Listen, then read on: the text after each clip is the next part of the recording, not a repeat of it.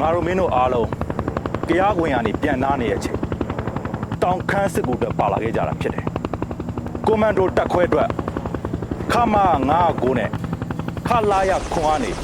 ဗော်လန်တီယာထုတ်ထားတာဖြစ်တယ်ဒီကွန်မန်ဒိုတက်ခွဲမှာမိမိသဘောဆန္ဒအလျောက်ပါလာခဲ့ကြတာဖြစ်တဲ့အတွက်ရဲရဲဝံ့ဝံ့လုပ်ကြဖို့လိုတယ်အခုငါတို့မင်းတို့ရောက်နေတဲ့အမတ354ဟာ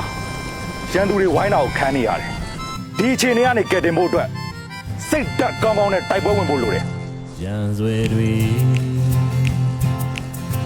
ရင်ဆိုင်မဲ့မမှုပါမပြုံပါပေအနေရမိုးများတဲ့ရွာပါစေရှင်ပြိုင်ကရှိသူနာမည်လေးနိုင်ငံတော်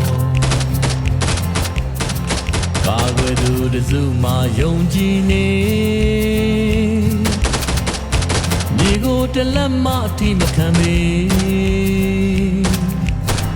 ဇာနီမောင်ရဲ့ရင်သူမှန်တွေ